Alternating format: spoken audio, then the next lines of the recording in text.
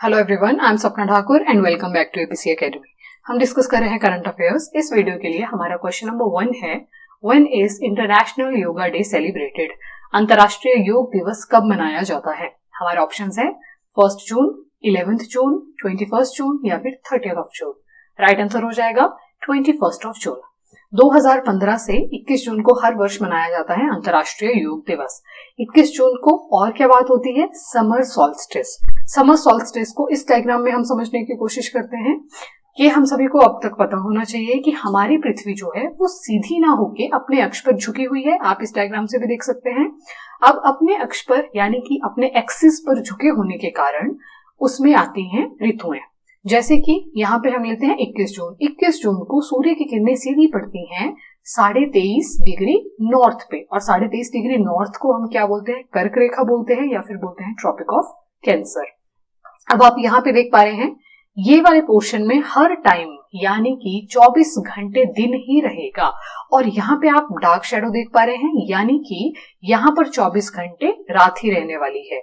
तो जब north hemisphere में होती है समर्स तो नॉर्थ पोल पे हो जाती है 6 महीने का दिन, और जब साउथ हेमिस्फीयर में होती है विंटर्स तो वहां पे क्या हो जाएगा? 6 महीने की रात हो जाएगी।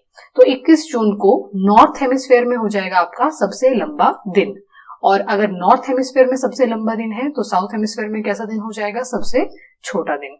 उसके बाद 21 मार्च हमारे पास है। 21 मार्च को सूर्य की किरणें पड़ती हैं सीधी इक्वेटर पे 0 डिग्री पे, इसीलिए दोनों गोलार्धों में 12 घंटे का दिन और 12 घंटे की रात होती है, यानी कि इक्वल चलता है। अगर हम बात करें 22 दिसंबर की, तो 22 दिसंबर को सूर्य की किरणें सीधी पड़ती हैं मकर रेखा पे, जो कि आपकी होती है 23.5 डिग्री साउथ। तो उस समय सदर्न हेमिस्फीयर में हो जाएंगी समर्स, यहाँ पर लिखा भी है समर इन सदर्न हेमिस्फीयर, और नॉर्दर्न हेमिस्फीयर में कौन सी ऋतु हो जाएगी? तो सर्दियां हो जाएंगी। एंड सेम 23 सितंबर को सूर्य की किरणें इक्वेटर पर पड़ेंगी सीधी, और दोनों गोलार्धों में 12 घंटे का दिन 12 घंटे का रात हो जाएगी। नेक्स्ट क्वेश्चन है, in which state the world famous lord Jagannath Yatra has begin? विश्व प्रसिद्ध भगवान जगन्नाथ यात्रा किस राज्य में शुरू हुई है? हमारे ऑप्शंस है छत्तीसगढ़, ओडिशा, झारखंड या फिर वेस्ट बंगाल। राइट आंसर हो जाएगा ओडिशा, और ओडिशा में कहां पर? तो पुरी में। मेनली लॉर्ड जगन्नाथ की यात्रा में क्या होता है? 3 देवता हैं हमारे पास, जैसे कि जगन्नाथ जी हैं, बलभद्र हैं। I am sure Jagannath ji आप सबको पता होगा, कृष्ण भगवान को बोला जाता है, उनके बड़े भाई बलभद्र और उनकी बहन सुभद्रा जी। इन तीनों देवता और देवियों की जो मूर्तियां हैं वो एक मंदिर से सामने वाले मंदिर, जिसका नाम है गुंडीचा टेम्पल, वहां लाई जाती हैं 1 वीक के लिए। तो रथ में डाल के उन मूर्तियों को प्लेस किया जाता है दूसरी जगह, इसीलिए उसको बोलते हैं रथ यात्रा। ये द वेरी ब्यूटीफुल पिक्चर। और ओडिशा से एक और क्वेश्चन हमारे पास आता है कि 23.5 डिग्री नॉर्थ जो है वो कौन से राज्य से पास नहीं होती? देखिए, आई एम श्योर अब तो आज आपका टैट का पेपर आज से शुरू है, और यहाँ पे हमारे पास जो कर्क रेखा है वो भारत के 8 राज्यों से गुजरती है। तो वो 8 राज्य तो आपने पढ़ के ही जाने हैं, बट हमेशा आपके पास ऑप्शन में होता है ओडिशा, और आपने ये भी याद रखिए साथ में कि ओडिशा से कर्क रेखा नहीं गुजरती है। और इसके अलावा ओडिशा में बहुत ही फेमस चिल्का लेक है। चिल्का लेक एक लैगून झील तो है ही, उसके साथ साथ कैसी लेक है? लवणीय लेक है, या फिर हम बोले सॉल्ट वाटर, चाहे मैं बोलूं सेलाइन लेक है। अब लेगून झील भी डिस्कस कर लेते हैं। लेगून झील क्या होती है? मान लीजिए कि जैसे ये आपके पास भारत है, ये हमारे पास है बंगाल की खाड़ी, राइट? ये एक मेजर सागर हो जाएगा। यहाँ पर है आपके, ये तो मैंने थोड़ा बड़ा बना दिया, बट यहाँ पर ऑब्वियसली छोटी सी है हमारे पास चिलिका लेक। अब देखिए, मुख्य सागर से, ये भी वैसे तो सागर में ही मिली होनी थी, पर यहाँ पे मुख्य सागर से अगर साइड में कट के एक छोटी लेक बन जाती है भूमि में, और यहाँ पे बीच में उनके कोई छोटा सा डिवीजन आ जाए तो उसे बोला जाता है लेगून। यानी कि ऐसी झील जो है तो सागर के साथ में, बट छोटी सी डिवीजन के कारण सागर से अलग हो गई है, उसको बोलते हैं एक लेगून। और चिलिका भी एक लेगून है, ओडिशा में उपस्थित है, और लवणीय झील है। Next question, which country has won for the very first time men's double of Indonesia Open? किस देश ने पहली बार इंडोनेशिया ओपन का पुरुष डबल जीता है? हमारे ऑप्शंस है मलेशिया, इंडोनेशिया, इंडिया या फिर जापान। राइट आंसर हो जाएगा इंडिया। बहुत ही प्राउड की बात है हमारे लिए कि भारत के सात्विक और चिराग ने जीता है इंडोनेशिया ओपन। पहली बार भारत ने ये टाइटल जीता है। किसको हराकर जीता? मलेशिया को हराकर जीता। और इससे पहले की करंट अफेयर्स में भी हम डिस्कस कर चुके हैं इन दोनों नामों को। ये दो है सात्विक और चिराग, क्योंकि इन्होंने पीछे जीता था बैडमिंटन एशिया चैंपियनशिप, तो ये बहुत ही प्राउड का मूवमेंट है हमारे लिए। साथ ही में इंडोनेशिया हमारे क्वेश्चन में था। अब जैसे मैंने बोला, आज से आपके टैट के एग्जाम शुरू हो रहे हैं, ये बातें हम बहुत बार डिस्कस भी कर चुके हैं, प्लीज इनको गलत ना करके आए कि इंडोनेशिया है विश्व का सबसे बड़ा द्वीप समूह। द्वीप समूह को इंग्लिश में बोला जाता है आर्कीपेलागो। लास्ट टाइम मैं फिर से डिस्कस करी हूँ ये चीजें। 3 चीजें हम पढ़ते हैं। एक हम पढ़ते हैं आइलैंड, जिसको हिंदी में बोला जाता है द्वीप, ऐसा भूमि का भाग जो चारों तरफ से घिरा होता है पानी से। और विश्व का सबसे बड़ा आइलैंड हो जाएगा आपका ग्रीनलैंड। दूसरी चीज हम पढ़ते हैं प्रायद्वीप, जिसको इंग्लिश में बोला जाता है पेनिनसुला। पेनिनसुला होता है ऐसा भूमि का भाग जो 3 तरफ से पानी से घिरा हो। और विश्व का सबसे बड़ा पेनिनसुला है अरेबियन प्रायद्वीप या फिर अरेबियन पेनिनसुला। और तीसरी चीज होती है आर्कीपेलागो। आर्कीपेलागो को हिंदी में बोलते हैं द्वीप समूह, यानी कि बहुत सारे आइलैंड्स का ग्रुप होगा, जो ग्रुप ऑफ आइलैंड्स जो होगा। और विश्व का सबसे बड़ा ग्रुप ऑफ आइलैंड है इंडोनेशिया। नेक्स्ट क्वेश्चन देखते हैं। Who has become the new chief of raw?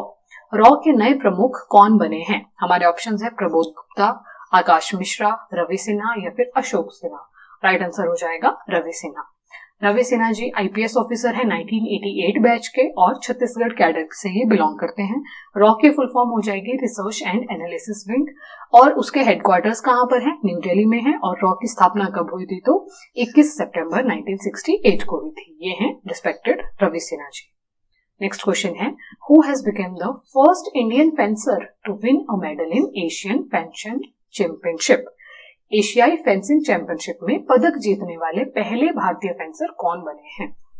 हमारे ऑप्शंस है आरती मित्तल, भवानी देवी, अंजलि गुप्ता या फिर शीतल अरोड़ा। राइट आंसर हो जाएगा भवानी देवी। भवानी देवी जी का नाम आपने पहले भी सुना होगा, क्योंकि ये फर्स्ट इंडियन फेंसर थे जिन्होंने ओलंपिक्स के लिए क्वालिफाई किया था। फिलहाल ये क्यों न्यूज में है? क्योंकि इन्होंने अभी अभी जीता है ब्रॉन्ज मेडल। कहां पर जीता है? चेन्नई में जीता है। और इसके अलावा 2022 की कॉमनवेल्थ गेम्स में ये जीत चुकी हैं गोल्ड। नेक्स्ट क्वेश्चन है, who has been awarded as Gandhi peace prize for the year 2021? वर्ष 2021 के लिए गांधी शांति पुरस्कार से किसे सम्मानित किया गया है? हमारे ऑप्शंस है Nelson Mandela, Gita press, Shanti Niketan या फिर इसरो। राइट आंसर हो जाएगा गीता प्रेस गोरखपुर। यूपी में ये गीता प्रेस पड़ती है। और ये जो महात्मा गांधी पीस प्राइज देने वाला अवार्ड है, ये एक एनुअल इवेंट है जो शुरू किया गया है 1995 से। महात्मा गांधी जी की बर्थ एनिवर्सरी पर प्रत्येक वर्ष ये पुरस्कार दिया जाता है and this include cash prize of 1 crore rupees. हमारे ऑप्शंस में जैसे इसरो भी था, नेल्सन मंडेला भी थे। ये अदर विनर्स हैं जिनको इससे पहले दिया जा चुका है Gandhi peace prize. Next question है, which state has announced rupees 10,000 monthly pension to Padma awardees? किस राज्य ने पद्म पुरस्कार विजेताओं को 10,000 रुपए मासिक पेंशन की घोषणा की है? हमारे ऑप्शन है उत्तर प्रदेश, राजस्थान, हरियाणा या फिर हिमाचल प्रदेश। राइट आंसर हो जाएगा हरियाणा। अगर हम अवार्ड्स की बात करें, भारत के टॉप 4 अवार्ड आपके सामने हैं। भारत में सबसे उच्च पुरस्कार होता है, उसे कहा जाता है भारत रत्न। उसके बाद है पद्म विभूषण, पद्म भूषण और फिर पद्म श्री। तो हरियाणा ने, आप न्यूज भी देख सकते हैं, पद्मश्री, पद्म भूषण व पद्म विभूषण अवार्डीज को 10,000 रुपए मासिक पेंशन देगी Haryana government. Next question, who has become the prime minister of Finland? Finland के प्रधानमंत्री कौन बने हैं? हमारे ऑप्शंस है पेट्री ओर्पो, सना मरीन, जो बाइडेन या फिर कमला हैरिस। राइट आंसर हो जाएगा पेट्री ओर्पो। ये फिनलैंड की कंजर्वेटिव पार्टी के लीडर हैं और वो बने हैं रिसेंटली फिनलैंड के प्राइम मिनिस्टर।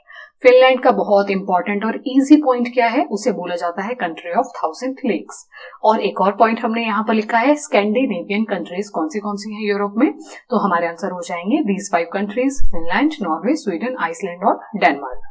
आपके सामने है यूरोप का मैप। बहुत सारे क्वेश्चन यूरोप से पूछे जाते हैं। सबसे पहले हम स्कैंडिनेवियन कंट्रीज को ही डिस्कस करते हैं। देखिए यहाँ पे नॉर्वे कंट्री है आपके पास और यहाँ पे एक पर्वत श्रृंखला है जिसका नाम है स्कैंडिनेविया। अब इस स्कैंडिनेविया पर्वत श्रृंखला के कारण यहाँ के सभी देशों को बोला जाता है स्कैंडिनेवियन कंट्रीज। उसमें कौन से आगे आपके पास आ गया है Norway, Sweden, Finland, this is your Denmark और यहाँ पे एक कंट्री है आइसलैंड जो कि इस मैप पे हमारे पास लोकेटेड नहीं है।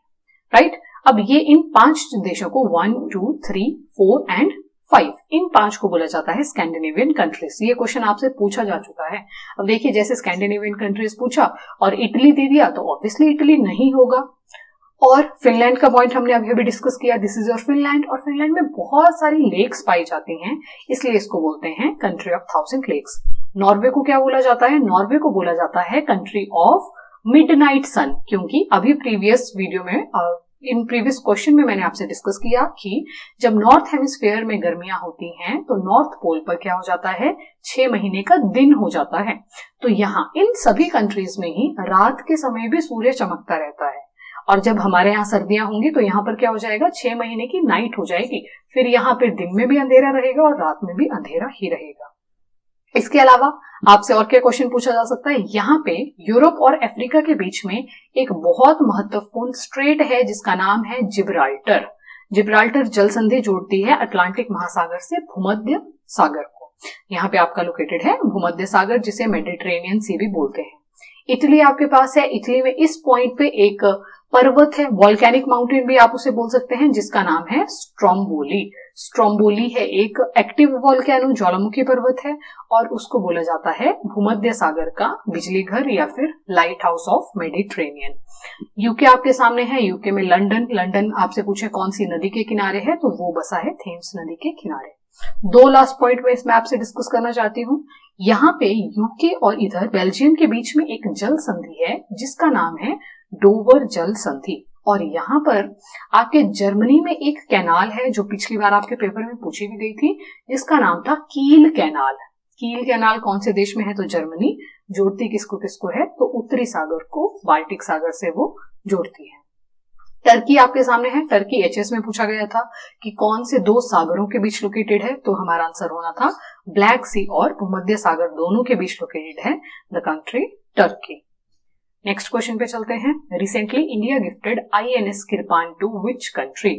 हाल ही में भारत ने किस देश को आईएनएस कृपान भेंट किया है? हमारे ऑप्शंस है मलेशिया, इंडोनेशिया, वियतनाम या फिर थाईलैंड। राइट आंसर हो जाएगा वियतनाम। वियतनाम को गिफ्ट किया है आईएनएस कृपान, जो कि कमीशन हुआ था 1991 में। वियतनाम की अगर मैं कैपिटल की बात करूं तो कैपिटल हो जाएगी हनोई। और ये हमारे पास साउथ ईस्ट एशिया का मैप है। इस मैप में भी अगर हम इंपॉर्टेंट ज्योग्राफी क्वेश्चंस को देखें, सबसे पहले यहां से शुरू करते हैं। यहाँ पे आपके पास कौन सी स्ट्रेट लोकेटेड है? पाक जल संधि लोकेटेड है, जो किसको किसको जोड़ेगी? बंगाल की खाड़ी को जोड़ेगी हिंद महासागर से। ठीक है जी। सेकंड, यहाँ पे इस पॉइंट पे आपके पास जो जल संधि है उसका नाम है मलक्का जल संधि। और मलक्का जल संधि जोड़ती है साउथ चाइना सी को अंडमान सागर से, दक्षिण चाइना सागर को अंडमान सागर से जोड़ती है इस तरह से। यहाँ पे at this point you have सुंडा स्ट्रेट। सुंडा स्ट्रेट जोड़ती है आपके जावा सागर को हिंद महासागर से। और ये है आपका Vietnam, and this is your Vietnam की कैपिटल हो गई हमारे पास Hanoi. Next question, also the last question for this video. Cyclone Biparjoy has affected which sea और ओशन? चक्रवात बिपरजॉय ने किस समुद्र महासागर को प्रभावित किया है? हमारे ऑप्शंस है इंडियन ओशन, बंगाल की खाड़ी यानी कि बे ऑफ बंगाल, अरेबियन सी या फिर पैसिफिक ओशन। राइट आंसर हो जाएगा आपका अरेबियन सी। वैसे तो आपको पता है ये आपके सामने भारत का मैप है और भारत में मुख्य चक्रवात आपको मिलते हैं पूर्वी तट पर, यानी कि बंगाल की खाड़ी में, इस पोर्शन में आपको देखने को मिलते हैं। बहुत ही कम बार होता है कि अरब सागर में आपके पास आए चक्रवात, बट इस बार साइक्लोन बिपरजॉय जो है वो आया है आपके अरेबियन सी में, जिसके कारण आपका गुजरात, महाराष्ट्र इन क्षेत्रों में आपको बाढ़ जैसी स्थितियां भी देखने को मिली है। चक्रवात यानी कि ट्रॉपिकल चक्रवात के और क्या क्या नाम है? तो ऑस्ट्रेलिया में उसे बोला जाता है विली विली, दक्षिण चाइना सागर जो कि हमने अभी अभी पढ़ा वहां पर बोला जाता है टाइफून, भारत में उसे चक्रवात ही कहते हैं यानी कि साइक्लोन, और यूएसए में उसे बोला जाता है हरिकेन। इस वीडियो से आपके लिए क्वेश्चन है, which of the following is known as country of 1000 lakes? निम्नलिखित में से किसे 1000 झीलों का देश कहा जाता है? और हमारे ऑप्शंस है नॉर्वे, फिनलैंड, स्वीडन और डेनमार्क। अपने राइट आंसर्स आप हमें कमेंट डाउन करके बताएंगे। इसी के साथ ही आपके टैट से पहले ये करंट अफेयर की हमारी लास्ट वीडियो है। नेक्स्ट वीडियो तक आपका टैट हो चुका होगा। सभी को हमारी तरफ से all the very best. I am pretty sure आप सभी का टैट क्लियर होगा और हम आपसे मिलेंगे हमारे कमीशन के बैच में। Thank you so much for watching this video. मिलते हैं बहुत जल्दी अगली वीडियो में। हमारे चैनल को लाइक करें, शेयर करें और वीडियो अच्छी लगी हो तो सब्सक्राइब करें। Thank you once again.